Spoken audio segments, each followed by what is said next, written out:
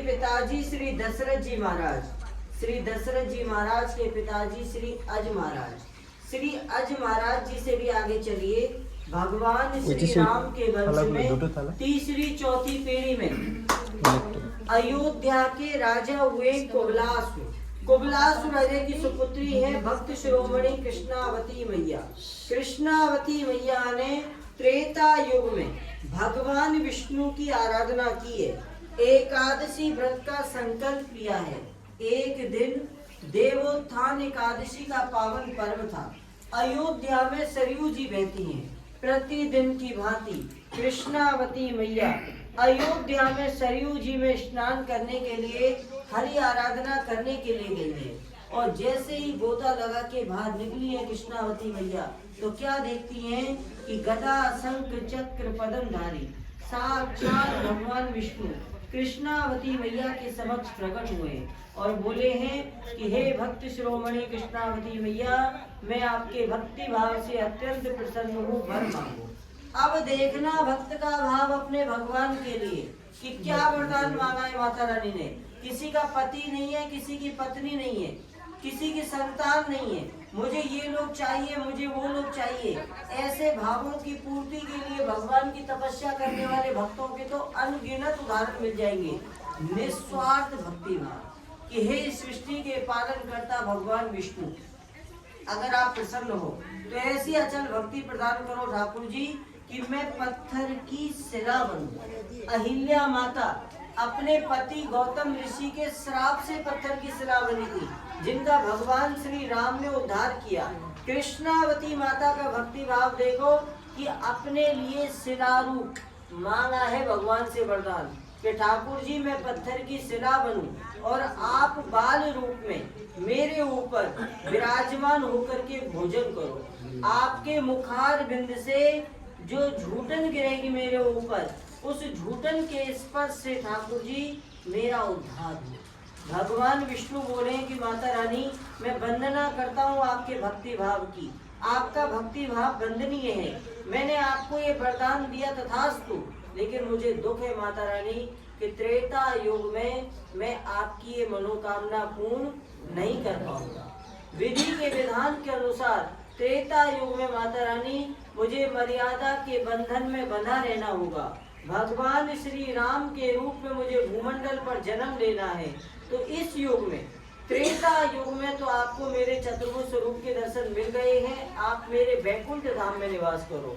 हाँ, मैं आपको वचन देता हूँ कि द्वापर युग में जब मैं कन्हैया के रूप में ब्रजमंडल में जन्म ले लूंगा, तब आप कामवन धाम में, ये कौन सा धाम है? कामवन धाम में इंद्रसेन पर्वत पे भोजन स्थली नाम की शिला के रूप में विराजमान होंगी। और माता रानी मैं नंद गांव से आऊंगा, बड़े भैया बलराम अपनी मित्र मंडली के साथ गैया चराता हुआ आपकी मनोकामना पूर्ण करने हेतु। तो भगवान विष्णु ने द्वापर युग में जब कन्हैया के रूप में ब्रजमंडल में जन्म ले लिया है, तो 5 वर्ष की अवस्था ही हमारी कन्हैया की, छोटो सो लालाओ कन्हैया नंद गांव से पैदल गैया चराते हुए ठाकुर जी महाराज इस पावन भूमि पर पधारे हैं। ठाकुर जी को याद है कि मैंने अपने भक्त को त्रेता युग में क्या वचन दिया था, लेकिन लीलाधर को अपनी लीला तो रचा नहीं है। तो अपने सखाओं से कह रहे हैं कि देखो भैया, नंद गांव से गैया चराते चराते इतनी दूर आ गए, थक गए हैं। देखो कितना सुंदर स्थान है कि चारों तरफ सघन वृक्षों की छाया है, भैया यहीं आराम करेंगे।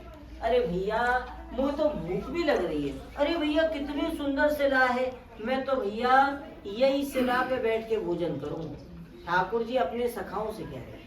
अब सखा बेचारे सीधे साधे, उन्हें क्या मालूम कि टेढ़े टेढ़े कन्हैया की कौन सी लीला चल रही है, कन्हैया की लीला में कौन सा भेद छिपा हुआ है। सखाओं की नजर में तो कन्हैया छोटो सो लाला नंद लाला ही है। तो सखा कह रहे ठीक है कन्हैया, तू नंद लाला है भैया, तेरे घर में 9 लख गैया है भैया, ठीक है भैया तू महाराज है, तू बैठ जा शिला पे। हम तो भैया गरीब ग्वाल वाले, हमें तो भैया ठाकुर जी जहाँ बैठा है वो हम तो वहीं बैठ जाएंगे, तू बैठ जा भैया शिला पे। तो हमारे ठाकुर जी यहाँ माता रानी की गोद में विराजमान हो गए। ठाकुर जी के बड़े भैया बलराम, ठाकुर जी की मित्र मंडली, यहाँ ठाकुर जी माता रानी के चहुओं यहाँ मंडली जमा करके विराजमान हो गए। अब देखना ठाकुर जी की एक और लीला। ठाकुर जी के बड़े भैया बलराम ने, ठाकुर जी की मित्र मंडली ने अपना अपना भोजन करने के लिए अपनी अपनी पोटली खोल रही है भोजन करने के लिए। लेकिन देखो ठाकुर जी की लीला कि 9 लाख गैया ठाकुर जी के घर में, तीनों लोगों के स्वामी द्वारकाधीश नंदलाला, और भोजन करने के लिए ठाकुर जी के पास उस समय पात्र नहीं थे। देखो लीला ठाकुर जी की, माना भूल गए ठाकुर जी अपने घर से पात्र लाना। यहाँ जंगल में आए, अगर चाहते तो किसी पेड़ पौधे का दोना पत्तल बना करके भी अपना भोजन ठाकुर जी कर सकते थे। उस समय ठाकुर जी का भाव कुछ अलग था।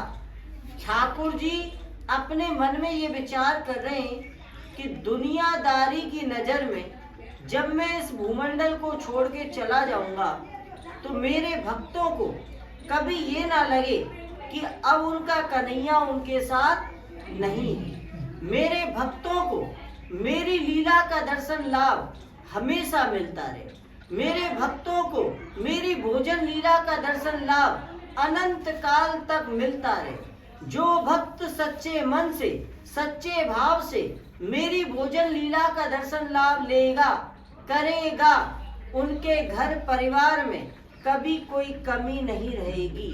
घर के भंडार हमेशा भरे रहेंगे। इस भाव से भक्त वत्सल भगवान ठाकुर जी को भक्त वत्सल कहा जाता है। किस भाव से कि भगवान की हर लीला में कहीं ना कहीं अपने भक्तों का कल्याण निहित होता है। इसीलिए भगवान को भक्त वत्सल की संज्ञा दी जाती है।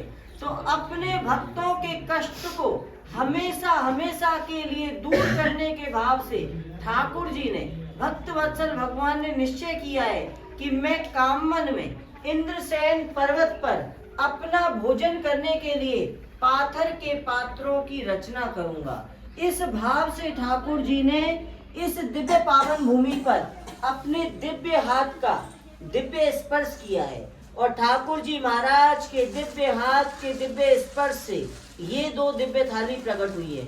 ये छोटी थाली कन्हैया ने अपने लिए बनाई है, ये कन्हैया की थाली है। बड़ी थाली बनाई है कन्हैया ने अपने बड़े भैया बलराम जी के लिए, ये बलराम जी की थाली है। ये कटोरा कन्हैया ने अपने लिए बनाया है और ये है बलराम जी का कटोरा। ये वो पात्र हैं जिन पात्रों में हमारे ठाकुर जी ने, कृष्ण बलराम ने द्वापर युग में अपना भोजन किया। आप सामने दर्शन कर रहे हो इंद्रसेन पर्वत, देवराज इंद्र, आराधना भगवान हरि, 33 कोटि देवी देवता देवराज इंद्र के सानिध्य में प्रति पल इस पावन भूमि पर हरि आराधना करते हैं। सर्वार्थ सिद्धि योग इस पावन भूमि पर परिलक्षित है।